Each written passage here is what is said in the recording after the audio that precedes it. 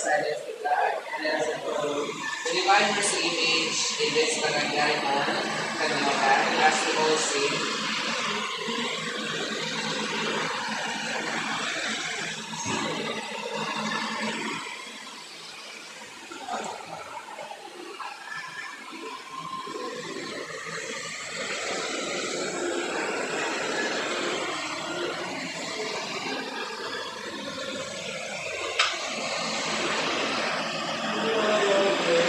See and compassion, look with pity upon me. Father, let me call thee Father, this thy child returns to thee.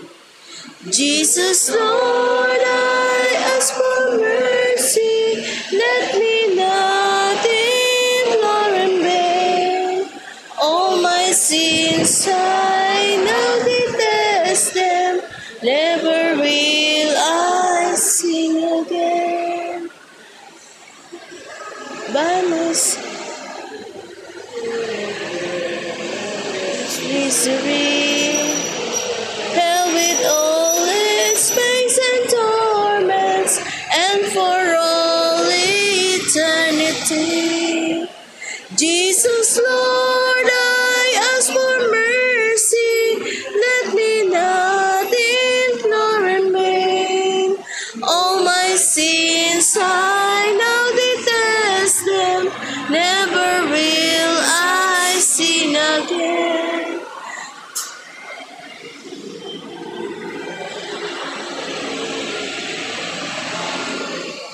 By my sins I have abandoned right and claim to heaven above, where the saints rejoice forever in a boundless sea of love. Jesus, Lord, I ask for mercy, let me not implore in vain. All my sins I now detest them, never will I sin again. See our Savior bleeding, dying on the cross of Calvary. To the cross my sins have nailed him, yet he bleeds and dies for me. Jesus, Lord, I ask for mercy, let me not implore in vain. All my sins I now detest them, never will I sin again. Father, Son, the Holy Spirit, Amen.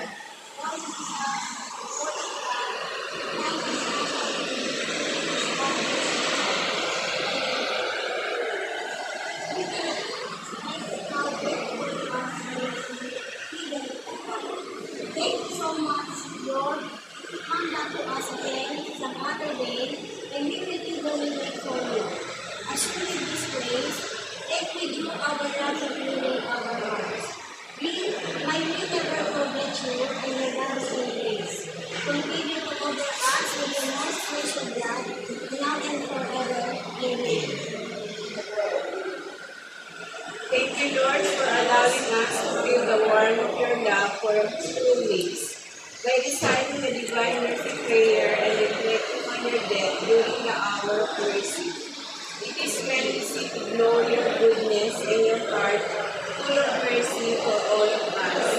O merciful God, we continue to lift up our prayers and intentions to you. Father, we will hear the prayer of your faithful children who hope in you. Just to continue to fill us with your mercy, so that we will be able to feel holy now at the time of our death. May your divine mercy save us from evil. We believe that you will continue to hear our prayers and embrace us in times of need. Be the center of our lives, and also be our prayers. Let us start again praying for the Lord of the living, and in the name of the Father, and the Son, Holy Spirit. Amen.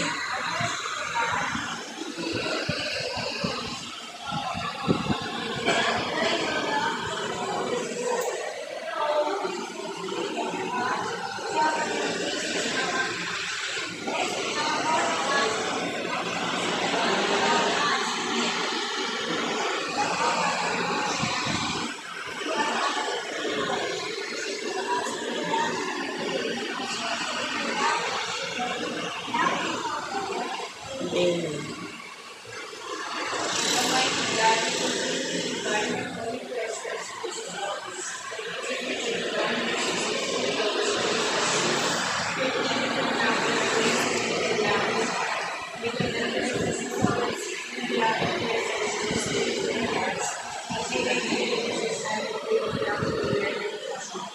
your message of immeasurable divine mercy, passion, suffering for all of us.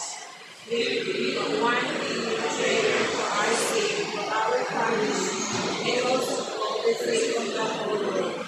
We believe, O Lord, that every time we say this prayer, you open the door of heaven and pour out your blessings to the use of blessings for all of us. Amen. Thank you po, Pagkasan, hindi po natin palapakan ang ating Panginoon. Thank you po, maraming salamat po at magandang umaga. Pwede po tayo magsulo muna.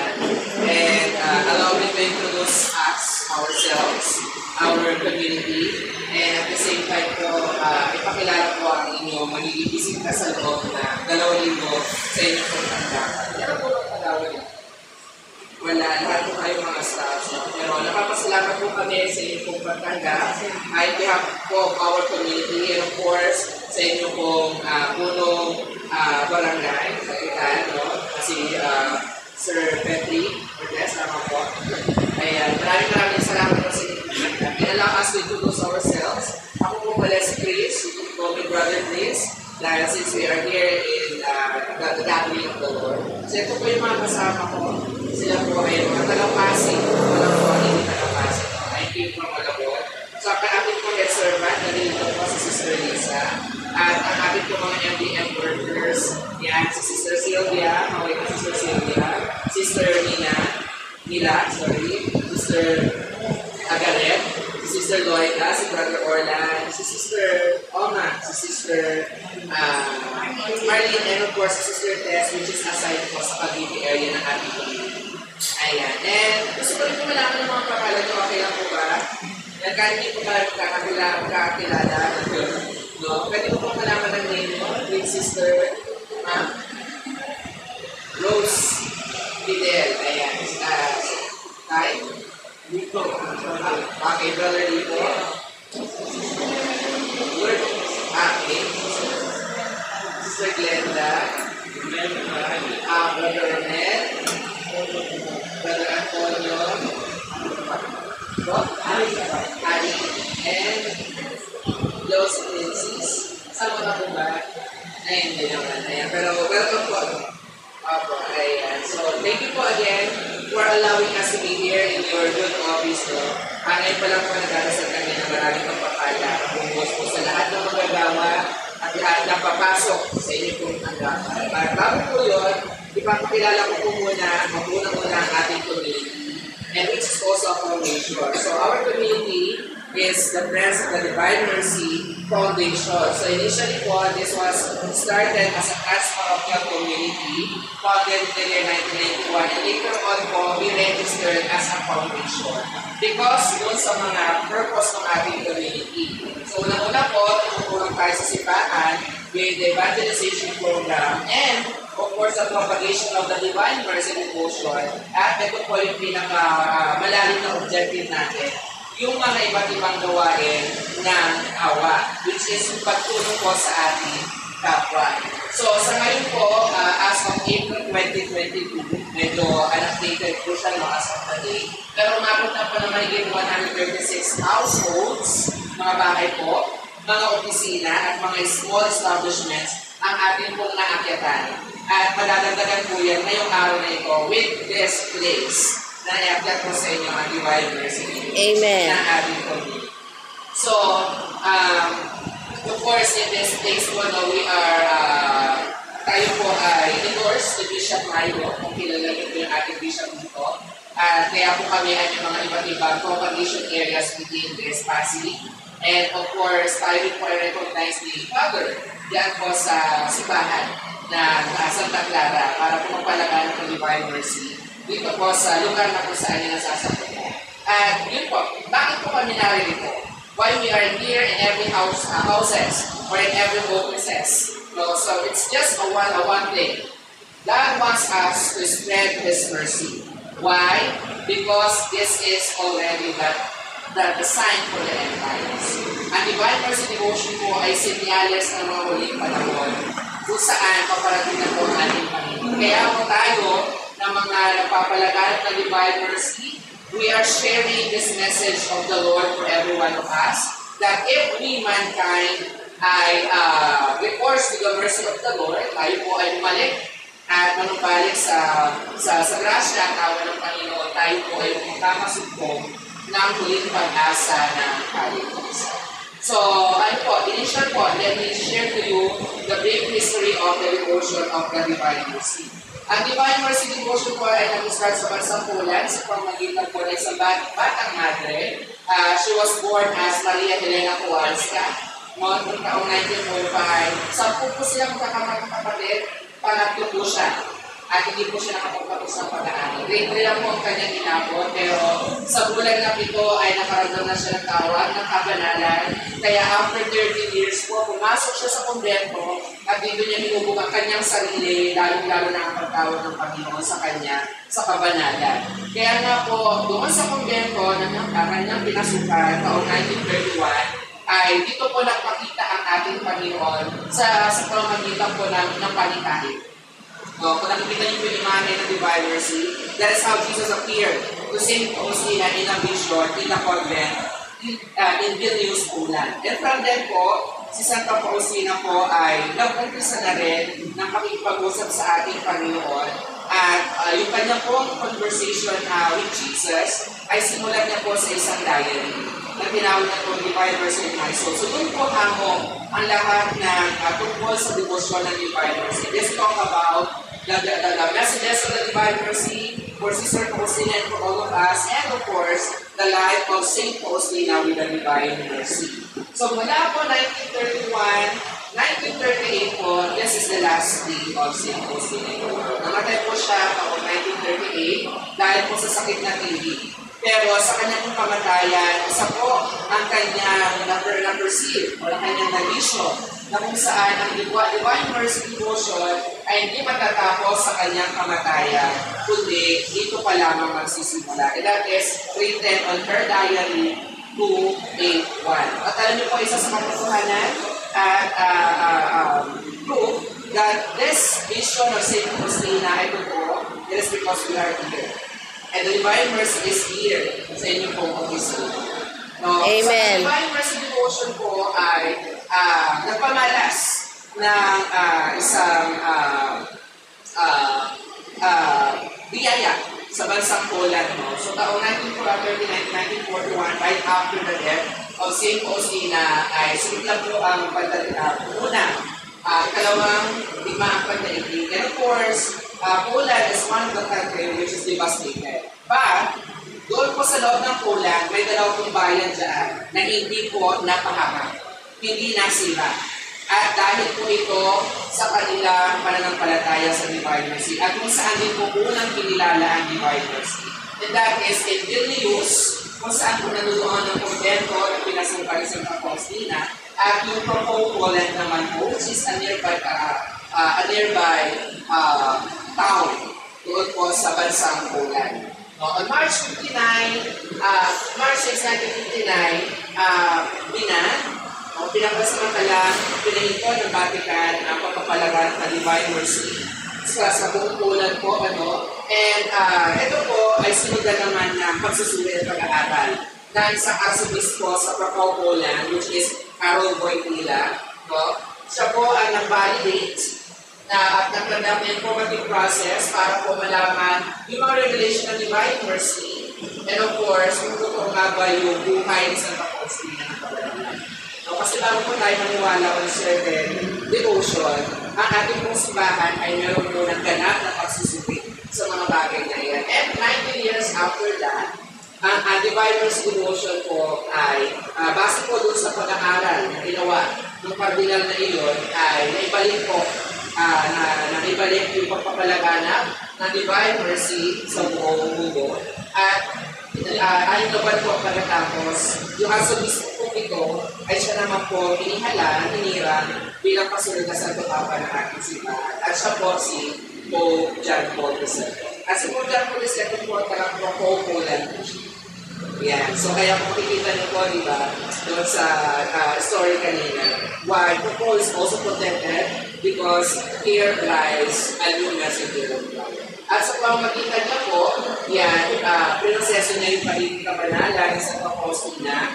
55 years after the death of Sister Faustina, siya po ay biniapify. At 7 years after, siya naman po ay binanonize and known as the first saint of the millennium and the saint of mercy. At kasabay po ng proclamation na Divine Mercy Sunday.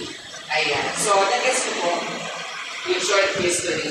So, ganyan po nagsimula ang Divine Mercy Devotion. Ngayon po, paano tayo mag-devotion? Diba? Nalilito po siya. So, alam na naman daan-daanan lang natin. Anong mensahe ng Panginoon sa ating lahat? So, I will give you 3 messages which is came from the Diary of St. Faustina. Summarizes as the A, B, and C of mercy. Para mas mabilis yung maalala. Yung letter A po, ibig sabihin niya, ask for His mercy. Nasa Panginoon, na sa palagian, lagi na hihingi ng kanyang awa. Sa pamamagitan ng palaging pananalangin, no, at sa ating paningin ng kanyang awa, hindi din natin ito para sa buong saksi.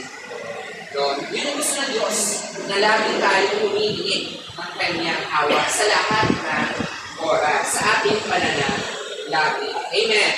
Yan. So, letter din naman po, ibig sabihin niyan, be merciful, maging mabagin. Lahat naman po na meron tayo galing sa Diyos. Amen. Amen. Yan, buhay, lakas, pagpapala. That's came from God. So God wants us to share this mercy that we receive from Him sa pamagitan po na mag-extend dito sa mga kapwa natin. No? Dahil sabi niya nga po sa Faustina in Diary 742, we are to show mercy to our neighbors, always and everywhere. Bakit? For every time that we're doing this mercy, it reminds of God's mercy for us.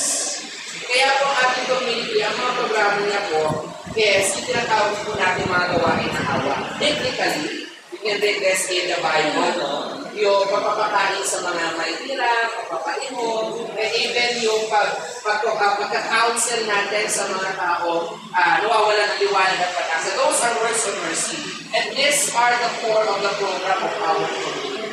At ngayon po, yan, meron tayong mga programa katulad po ng pamamigay ng pagpapakain sa mga kapuspalan natin kapamilya. Kailan lang po, Linggo, tama ako, passing chapter. Dito po, sa lugar ng Santa Clara. Napakain po tayo ng ilan?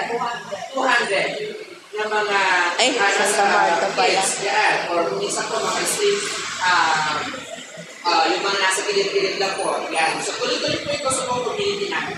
At hindi po siya nakapatid. Next week po, may another chapter naman din sa ating community na mapapakain din ng mga, of course, kapuspalan natin mga kapatid. And of course, on the spiritual side, meron tayong mga prayer meetings. So, gusto nyo po mag-join every Thursday night. Diyan lang po sa may Santa Clara. Diyan lang po ang prayer meeting natin. So, kung gusto nyo po makahanap ng kapayapaan, maka-recharge, and of course, we have prayers join us in this time. Every 7 p.m. or 7:20 p.m. po. Yan lang po sa Santa Clara. Yan. So, St. Joseph Paul. Yan. Sana po makasama namin kayo every Thursday. And of course, letter C, completely trust in Jesus. Nasa Panginoon, tayo ay lubos na magtiwala sa Kanya. Bakit? Because God says the graces of His mercy are dependent upon our trust. Hindi po doon sa trust na nagdadasal para sa atin, kundi tayo rin mismo na nagdadasal sa ating mga hinihingi sa Diyos. Amen. Ayan, ano po ulit letter A? Ask for His mercy. Be merciful. Completely trust to Jesus. For the last part of our introduction to this week, allow me to share with you five elements. Ito po, bilang mga devotee, we are observing this. No, ito po mga elements na ito. Because dito rin po mabubutal ang pagpapala ng Panginoon. Kasi ang bawat elemento po ito may pangakutaan para sa ating example natin, the image of the divine mercy. So ito po imahe ito, yan, hindi lang po siya basta imahe. Because nung nagpakita po si Jesus, kay St. Faustina in the vision in the Vilius, inutos ng Panginoon sa kanya na ipinta siya. So kung paano siya nasilayan sa Santa Faustina. That's why we have this image of the divine mercy. Ngayon po, kung makikita niyo, daming images nila, no? May Santo Niño, may Nazareno, diba? At kung ano ito ba? But why is the divine mercy, ganito ang itsura niya. So, bigyan ko lang po kayo ng konting description. Yung image po natin, kung makikita niyo, God is wearing white robe because that is an Easter camp. Si Jesus na nabuhay naman, ulit. Kaya makikita niyo po yung mga pako ng tools, diba, sa kanyang kamay, sa kanyang paa. But, yung pinaka-significant po sa imahe ito ay yung dalawang sina. Ano po yung kulay? Pula at saka puti. Puti o mapusyaw, diba? So, yung dalawang pong sila na yan, may simbolo na ipinabahagi sa atin ang ating Panginoon. Yung una po, yung kulay pula, yan ay sinisimbolo sa tubo na nagbibigay Buhay. Paano natin matatanggap yun? Diba? Kasi inaalok ng Diyos ito na matanggap natin yung dugo na ito. So sabi ng Diyos, sabi ni Jesus, matatanggap natin ito kapag tayo ay tumatanggap ng banal na Eucharistia. Yan, nasisipa po ba tayo? Amen. Amen. Ilang beses po? Linggo-linggo? O buwan-buwan? O taon? No, I'm not here to judge everyone, but we are here to encourage you. Magsimba po tayo at tanggapin ang katawan ni Kristo. Kung ayaw po araw-araw, malapit na naman ang simbahan. Diba? So, ibig sabihin, araw-araw natin natatanggap ang katawan ni Kristo at ang buhay ni Kristo sa ating ang Panginoon. Yung puti po, sumisimulo naman ito sa tubig. Ano po ginagawa ng tubig? Naglilinis. Naglilinis. Siyempre, kung may marumi, tubig. Amen? Kapag may nakuha, tubig. Amen? Amen. So ngayon, itong tubig na ito, magtatanggap daw natin siya, yung tubig po na ito sumisimbolo sa paglilinis. To purify. Paano natin matatanggap ito? Kung yung kanina, yung Eucharistia, ito po, initially, natatanggap natin sa Panginoon. Amen? Amen. Kung tayo ng tubig, tama po. Amen. Hindi natin alam. Pero, habang tumatagal, nag-akisama po tayo. Amen. Dahil natin nalalo ang kasalanan. So, para malinis yung mga kasalanan na ito, pero tayo mga iba't iba pa, pwedeng gawin. Una na po yung confirmation, kukil. Pero po yung intalo, eto. Kapag natanga po yung pinyag, yung kukil, o kaya ang kasal, ang pinaka-importante po, Kumpisal. Nagkukumpisal po ba tayo? Amen. Ilang beses. Bilit tanong, no? But again, we are not here to judge, but we are here to encourage you. Amen. Doon natin matatanggap kasi yung buhay na yan. If we are cleansed by God. Amen. O ngayon, anong pagkakaroon ng imahe ito? Bakit kailangan natin magkaroon ng imahe? No? Sabi po dito in Daniel 48, pinapangako ng Panginoon na kung sino po ang magbibigay paggalang sa imahe ito. Hindi po pagsamba. Iba po yung samba. Yung gala, ibig sabihin, bigyan lang natin siya. Pero hindi natin siya sinasamba. Okay? Will not perish. Hindi mapapa. Alam niyo po, there's so many stories in our community. Maraming mga bahay po, no, muntik masunugan. But because this image is in their house, and they believe that this image will protect them, ang dami po mga bahay, na konti-konti na lang, lalapay na lang, pero biglang po ito, akapoy. Doon mismo sa kalagabahan. Ilang beses po yan dito sa Pasig. Kahit po yung mga lingkod, yung iba naman po, disgrasya, yung iba mga sasakyan, yung mga images din sila sa mga sasakyan. O yung dati po, yung images natin na nagkakaroon ko yung pagkakataan. Pero yung sasakyan na sila, yung mga images po, tao, di ba, pag LX, alam niyo na yun, kapag miskati sa LX, usually karamihan patay. Pero yung nagdadrive, ang iba naglalabas. Those are the miracles of Jesus. At we can attain that if we have these images of the divine. May mga image na po kayo. Wala. Meron po kayo. Wala. Sana po kayo kayo. Kaya, nilagay niyo po sa lugar na kung sa'yo siya lagi makikita. Amen? Amen. Ayan. So, kasunod po niyan, kung meron po tayong imahe, meron naman po tayong tinatawag na chaplet of the Divine Mercy. Nagro-rosaryo po kayo. Amen. Amen. Ayan. Yung rosaryo po is a devotional prayer to Mama Mary. Amen? But this chaplet is a prayer taught by Jesus Christ. At ano pong chaplet? Yung chaplet po na ito, kapag malalasan natin siya sa pamamagitan ng rosaryo din. No, mamaya po ituturo namin sa inyo para tayo mag-alas. At yun po yung gagawin ninyo for the entire days na narito si Divine Mercy sa inyo. Kaya po ba? Amen. Anytime po ito, pwede morning, afternoon, before night, before sleep, bahala po kayo. No, kahit anong oras, kahit ilang beses, wala po ito limit. Amen? Yan. So ano po ang promise ng chaplet ng Divine Mercy? Kung sino po magdadasal ng Divine Mercy, kahit tayo daw po yung pinakatalabang na makasalanan, sabi ng Panginoon.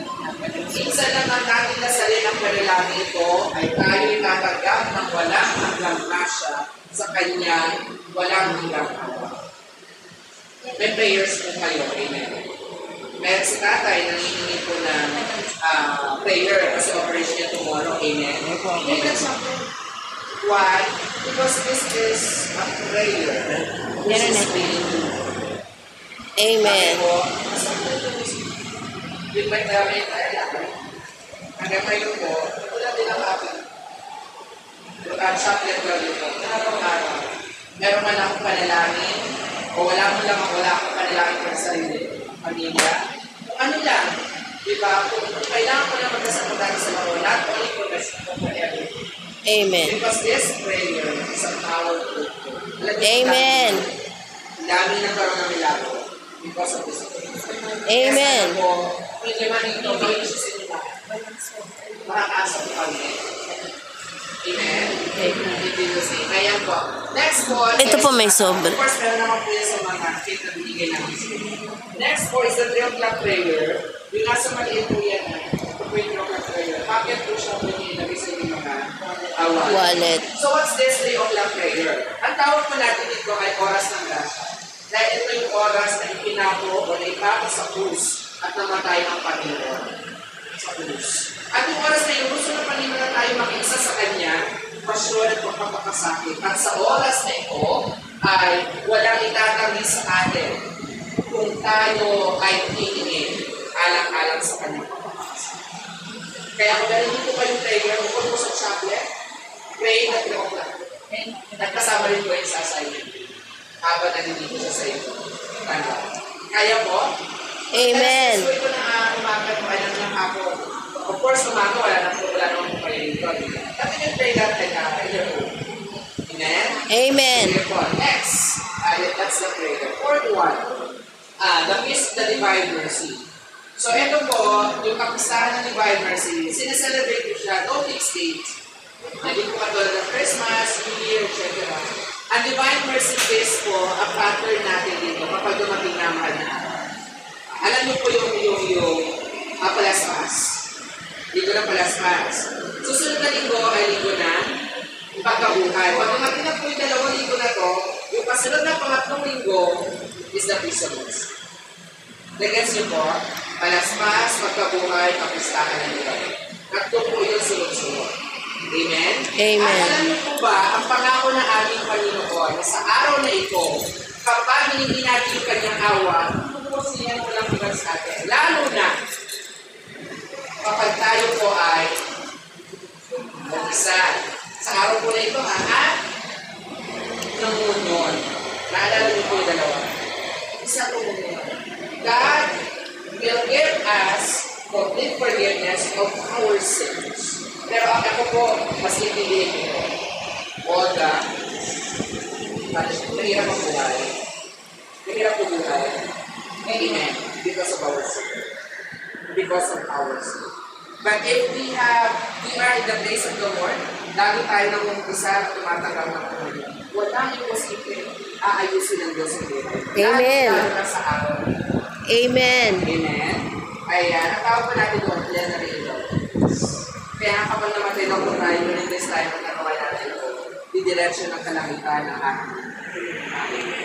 Bakit? Malinis tayo. Amen? Amen. At may preparation po yan. Nakikita niyo po yung booklet. Ayan. That is actually the novena, the Divine Mercy. Sa likod po is St. Christine. Nasa loob po niya yung guide, may rosary na rin po at chocolate guide. No? At pati yung mga songs natin, mababasa niyo sa So, ang novena po na ito nasisimula siya ng Biyernes Santo at tanging sa simbahan lang po siya sinisimula. Okay po? Pero yung susunod na araw kahit sa bahay natin. At alam niyo po ang pangako ng ating Panginoon kapag tayo ay nagdulangin. He will grant every possible places to us. May panalangin ka ngayon, may hinihingi ka ngayon, at will answer them. Amen. Kasi ang dami pong mga sharing sa ating members that they are already hopeless. Given na pati tayo ng COVID-19, marami po tayo mga friends na nasa bingit na ng pamataan. Kasi tutuloy na kahit hindi po kapista. At bago pa matapos yung 9 days, bumalik yung kanilang mga pamataan. So sana po tayo rin, we have this, we do this. Amen? Amen. At pinakahuli po, no, pasensya na, masyado mahaba. Yes, the proclamation of God's mercy. This is what we're doing. To proclaim, to share, to propagate the divine mercy images everywhere here in the Philippines. No?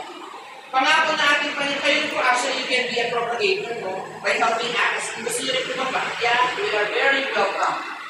Sabihan nila po kami para may yakit namin yung imahe nila sa inyong bahay. Amen. And kung meron po kayo mga kakilala mo, opisina, tungkol po dito, pwede po sabihin sa amin para may yakit natin. Why? Because if us spread His mercy of God throughout our life, He will be our shield. Alam niyo po, ako I started in this ministry sa pag-aakyat at pagpapagpapagin sa Pilipinas. Wala na po akong magulang. Both mother and father. Wala po akong mga tita, tulid, lola, kapatid ko lang sa kasama. Ate ko, may asawa na. So everything for me is seems natural. But the moment na ako ay nagsimula ng mission, ito na rin yung nagsimula na kung saan naranasan ko na meron pala nag-iingat sa akin. You know, every time na kapag umuwi ako galing mission ko, para lang malagana, para lang pumunta sa may kanilang lugar, to share the person God with that young age. Yung lugar po namin sa Malabon is parang tundo siya. May patayan, may tambuhan. And of course, at the young age, maraming natatakot sa akin. Kasi umuwi po ako ng 12, 1. Kasi gano'n yung ministry natin. Pero ako po, hindi ko siya tinignan as threat. Tinignan ko siya as opportunity. Because I believe God will shield me. Amen. Umuwi ako, galing ko gawain natin doon sa Makati, o kung isa sa Pasay, o sa Adani. Nababalitaan ko na lang, bago ako dumating ng bahay, tapos na lahat na nangyari. O kaya pagdating ko sa bahay natin, sa kalang nakakaroon ng tiyara pa ako, inibig sumunod. That's how God protects us. And even for my entire life, I have a solution. Kahit sa naman. Kaya nasana din po kayo, na-spreading po kayo ng mga propaganda. And it's not only about ourselves. Pero tingnan nyo na lang po kung gaano kikilos ang nagawa ng Panginoon sa inyo. Dahil that is the divine mercy. They will be our loving and merciful Savior. Amen. Amen. So yun lamang po ng mga kapatid and may divine mercy with you. Ngayon po, ituturo po natin sa inyong chaplet.